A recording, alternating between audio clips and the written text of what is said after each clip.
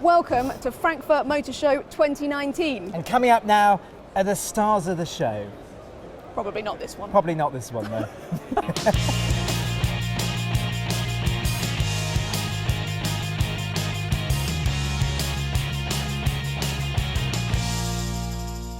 Let's start things off with the Hyundai i10. It's the third generation of this car and it's totally new platform, new interior and new body. Now the design is all new, but it is typically i10. You would recognise this car as Hyundai's tiny little city car, wouldn't you? Now at the front, it looks a lot more premium looking. This is, in actual fact, is a brand new trim level. N-line, it's the sporty model as you'd expect. It's got these lovely 16-inch alloy wheels with these little red centre caps. It looks really very good indeed. Now you can have a different choice of roofs and exterior colours. In fact, there are 22 different colour combinations for the new i10. Now inside, and it's clear the i10 has really grown up in here, particularly in design, because you still get the typical i10 high gear lever, but the rest of the cabin feels very much like a Hyundai Kona SUV. And the big news in here is this infotainment screen, because in cars like the VW Up, for instance, you just get an iPhone cradle. Here you get a proper screen like the type you find in the i30, and it's got Apple CarPlay, Android Auto, you can get sat-nav, etc, etc. Talking about tech, you can actually get a wireless charging pad for your phone in here. I mean, that is the type of technology you expect in executive cars, not city cars. There's also lots of new safety tech as well. In terms of quality, I mean, yes, there are a few scratchy plastics, but it is a city car after all, and it feels really nicely put together and nicely designed in here. Now, in terms of room in the back, it's pretty much the same as before, so there's a good amount of space, and in the boot, it's identical to before, so that's 282 litres, which means the i10 has got the biggest boot in the class. The only thing that hasn't changed are the engines. So you still get a 66 brake horsepower 1 litre and an 86 brake horsepower 1.2 with a 5-speed manual gearbox and a 5-speed automated manual. Now there's no word on an all-electric version yet, but that is a possibility. Now prices should start from around £11,000 and that's £2,000 more than the old one. Over at Mercedes, it's all about electric on the surface of things. This is the Mercedes Vision EQS Concept, and I think you'll agree, it looks absolutely awesome. Now this is previewing the range-topping model for Mercedes electric EQ range, so think basically a Porsche Taycan rival, that kind of thing. It's got the 4-door coupe silhouette that is likely to make production. However, I do think that the LED display on the front, awesome as it is, I just think it looks spectacular, probably won't make production. Even so, Mercedes has trademarked the brand names of EQS 360 right through to 600, so it's very likely that it's going to have a very broad range of batteries and electric motors.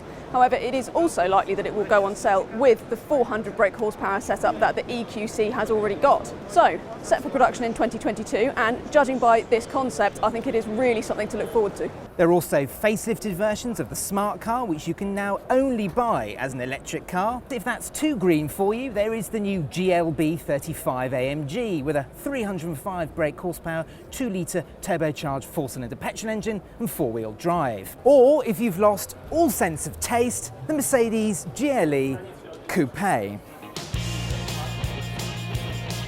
This is the BMW Concept 4, and it won't take a brain surgeon to work out that this is the next generation BMW 4 Series Coupe.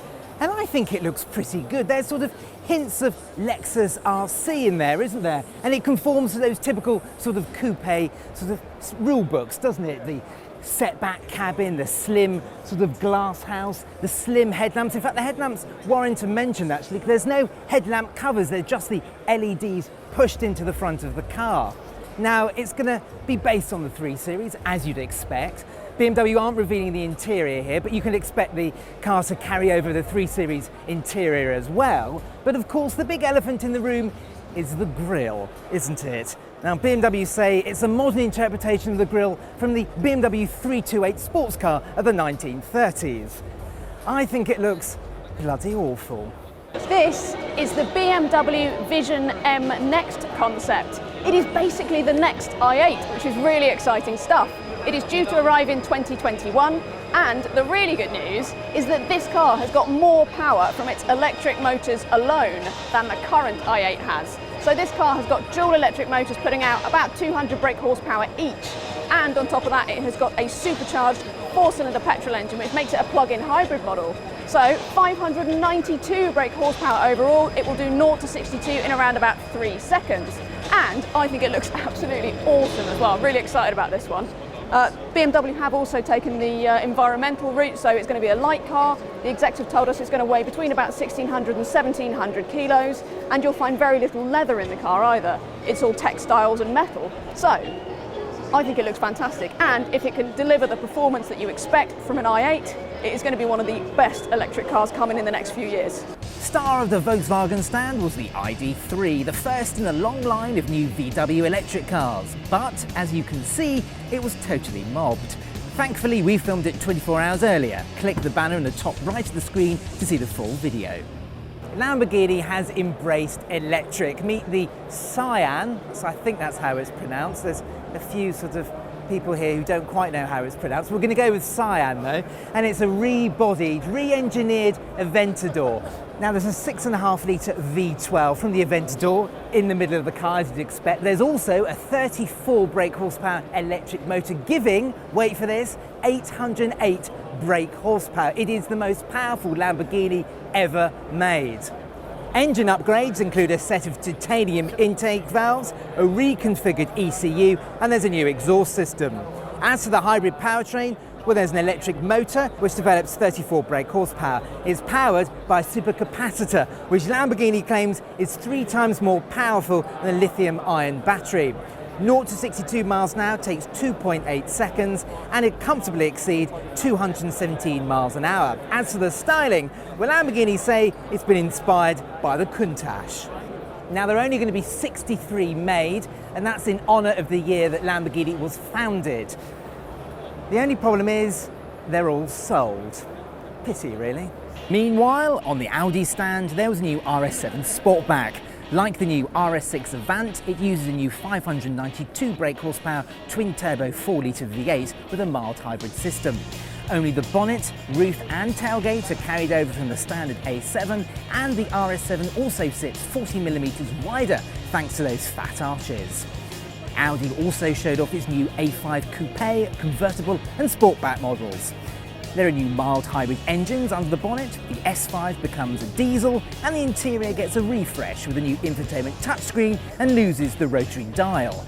Audi hasn't forgotten about electric cars though, as it revealed the AI Trail, the 4th AI-branded concept car, and previews how a future Audi SUV could look. Speaking of off-roaders, Audi is going SUV mad because now you can buy an A1 that looks a little bit like one of their SUVs. It's cringingly called the City Carver. And at the front there's a Q-inspired grille. The whole car sits 4 centimetres higher than the standard A1. There are red brake calipers, goodness only knows why, and the whole thing is designed to be sort of pumped up with lots of additional pieces of plastic. You should be able to buy this car later this year from £20,000. This is the Cupra Tavis concept. Now, it looks pretty cool. Cupra's designers have actually told us that they intend for the design to be slightly divisive. They just want everybody to have an opinion. They don't want it to be anything but bland, and I think they've definitely achieved that. Now, this car technically isn't actually confirmed for production yet, but 5 minutes is all you need with any of Cupra's executives to know that they are dead set on making this car, and it will actually probably make production within the next couple of years, very much along the same lines as the Skoda Vision IV concept that we've already driven. Now, it's going to get a 77 kilowatt hour battery, which will give it a 280 mile range, and it has got 4-wheel drive and 302 brake horsepower, courtesy of an electric motor on each wheel. The interior is very much more concept than production, but it definitely has the attention-grabbing sort of aspect that you need at a motor show. It looks really cool, I think. In fact, I think the car looks really cool itself, and it makes a real statement for Cupra. So, here's looking forward to the next couple of years. Over at Skoda, the Citigo has become electric and uses the same running gear as the newly updated VW e-Up. So the Skoda gets an EV range of around 165 miles and subtle flared-in bodywork. But if you prefer the Seat Me, there's a mechanically identical electric version too. Now, easily the star of the Frankfurt Motor Show has been the Land Rover Defender, but this car has been mobbed so much all day I can't get anywhere near it. But luckily I've already done a walk around video of this car up at Eastnor Castle, the Land Rover Experience Centre. Make sure you click top right and there you'll get a full walk around video without people walking in shot.